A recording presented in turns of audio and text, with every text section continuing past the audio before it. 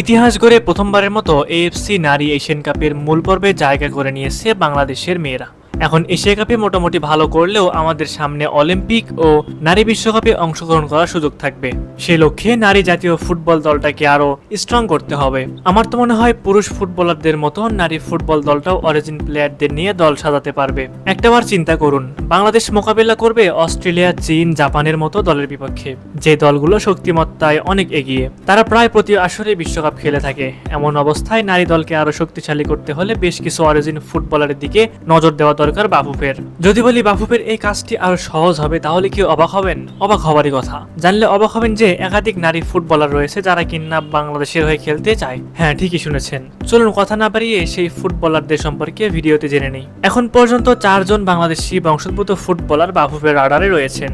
যেই ফুটবলারদের স্ট্যাটিস্টিক ও সম্প্রতি তাদের পারফরমেন্স সম্পর্কে জানলে আপনি অবাক হবেন। অরিজিন ফুটবলারদের মধ্যে সবার প্রথমে রয়েছেন বাংলাদেশি বংশোদ্ভূত ইংলিশ ফুটবলার শায়লা মেদিনা আহমেদ। শায়লা বর্তমানে ইংল্যান্ডের চতুর্থ স্তরের সিনিয়র দল নর্থহ্যাম্পটন টাউন আন্ডার-16 দলে খেলছেন। তিনি অ্যাটাকিং মিডফিল্ডার এবং সেন্টার ফরওয়ার্ড হিসেবে খেলে থাকেন। আমরা সবাই জানি বাংলাদেশ নারী দলের মাঝমাঠ কতটা দুর্বল।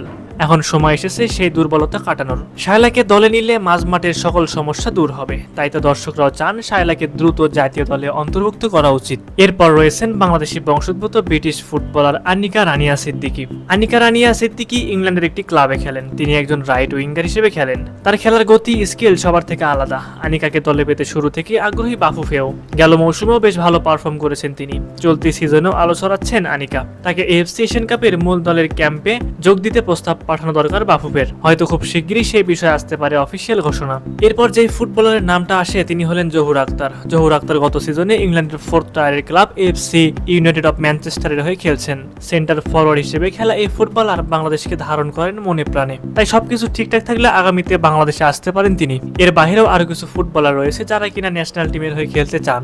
যদিও তাদেরকে আগামীতে পাওয়া যাবে কিনা, বাফুফে তাদের নিয়ে কাজ করবে কিনা, তা নিয়ে রয়েছে সংশয়। প্রিয় ভিউয়ার্স, আপনাদের কাছে কি মনে হয় দেশের নারী ফুটবলের উন্নতির এই সময়ে কি অরিজিন ফুটবলারদের পাবে বাংলাদেশ? অবশ্যই সেই বিষয়ে আপনাদের মতামত আমাদের কমেন্ট করে জানাতে পারেন।